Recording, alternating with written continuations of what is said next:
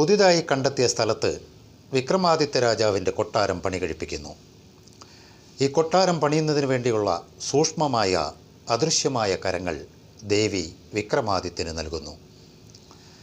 അങ്ങനെ പണി പൂർത്തിയായ കൊട്ടാരത്തിന് ദേവിയുടെ ബഹുമാനാർത്ഥം ഉജ്ജയിനി എന്ന് നാമകരണം ചെയ്യുന്നു.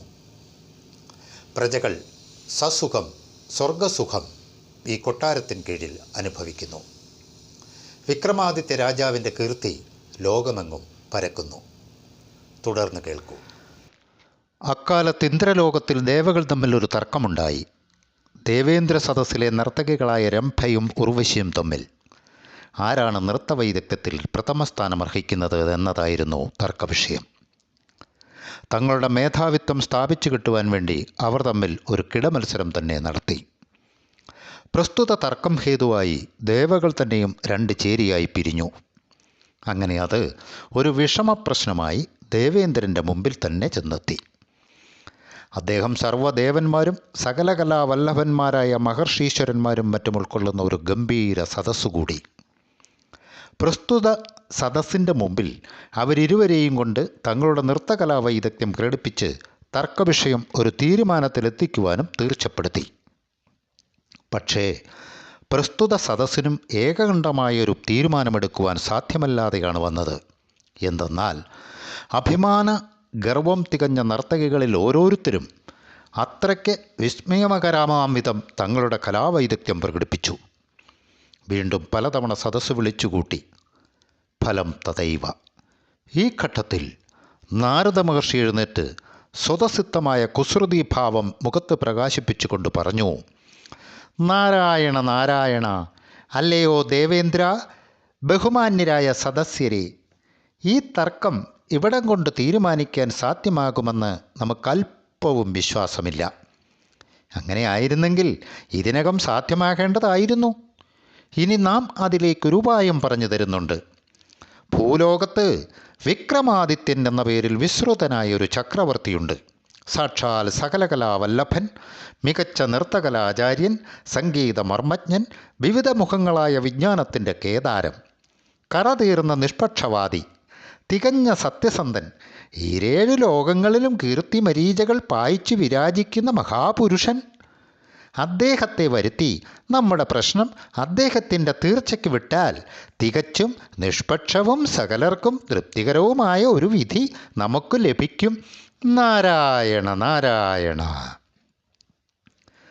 ദേവേന്ദ്രന് നാരദൻ്റെ അഭിപ്രായം തികച്ചും സ്വീകാര്യമായി തോന്നി. അതനുസരിച്ച് ദേവേന്ദ്രൻ വിക്രമാദിത്യനെ കൂട്ടിക്കൊണ്ടുവരുവാൻ തൻ്റെ സാരഥിയായ മാതലിയെ നിയോഗിച്ചയക്കുകയും ചെയ്തു. മാതലി തൽക്ഷണം വിമാനത്തിൽ കയറി ഭൂലോകത്തെ ലക്ഷ്യമാക്കി വായുവേഗത്തോടുകൂടി പറന്ന് അന്തരീക്ഷത്തിൻ്റെ പാളികൾ ഓരോന്നായി തരണം ചെയ്ത് ഉജ്ജയിനി നഗരത്തിൻ്റെ മധ്യത്തിൽ വന്നിറങ്ങി.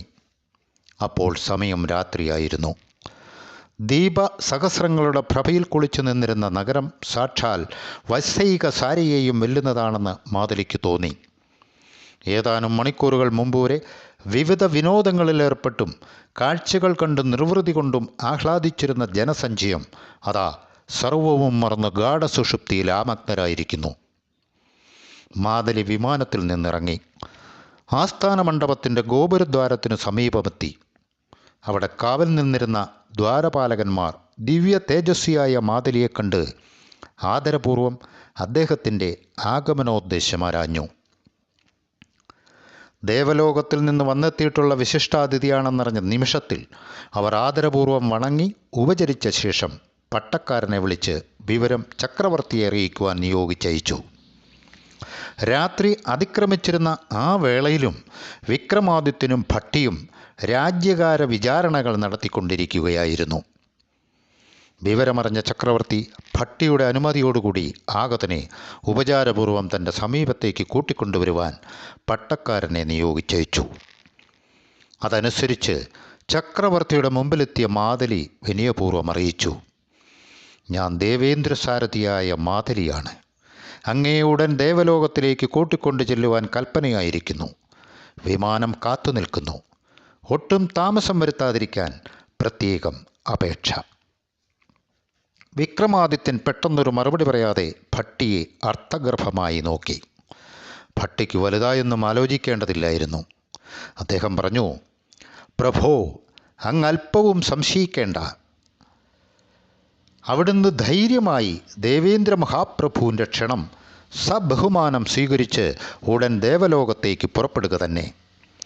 വിക്രമാദിത്യൻ തൽക്ഷണം തൻ്റെ ആസ്ഥാന വേഷഭൂഷകൾ അണിഞ്ഞു, ആയുധങ്ങളും ധരിച്ചു. അനന്തരം അദ്ദേഹം തൻ്റെ സർവാഭീഷ്ട സന്തായികയായ ദേവിയെ ഹൃദയം നിറഞ്ഞ ഭക്തിയോടുകൂടി ധ്യാനിച്ച ശേഷം ആ ദേവവാഹനത്തിൽ ആരോഹണം ചെയ്തു. അടുത്ത നിമിഷത്തിൽ മാതലിയുടെ സാരഥ്യത്തിൽ വാഹനം ഭൂതലത്തിൽ നിന്നുയർന്ന് മേഘപാളികൾ ഒന്നൊന്നായി തരണം ചെയ്ത് ഉയരുകയും ചെയ്തു. ദേവേന്ദ്രൻ്റെ ക്ഷണം സ്വീകരിച്ച് ദേവലോകത്തെത്തിച്ചേർന്ന വിക്രമാദിത്യ മഹാരാജാവ് ഉർവശി, രംഭ എന്നിവരുടെ നൃത്തത്തിന് എങ്ങനെയാണ് സാക്ഷ്യം വഹിക്കുന്നത്? അല്ലെങ്കിൽ ഇവരിൽ ആരാണ് ഏറ്റവും നല്ല നർത്തകി എന്ന് എങ്ങനെയാണ് അദ്ദേഹം കണ്ടെത്തുന്നത്? ഉദ്വേഗജനകമായ അടുത്ത എപ്പിസോഡിന് വേണ്ടി കാത്തിരിക്കുക. കൂടാതെ SD വിഷ്വൽ മീഡിയയുടെ വോയിസ് ഓവർ ആൻഡ് ഡബ്ബിംഗ് കോഴ്സിലേക്ക് ചേരുവാൻ താൽപ്പര്യമുള്ളവർ താഴെ കാണുന്ന ഫോൺ നമ്പറിൽ കോൺടാക്റ്റ് ചെയ്യുക. ഈ ചാനൽ സബ്സ്ക്രൈബ് ചെയ്യുക. നന്ദി, നമസ്കാരം.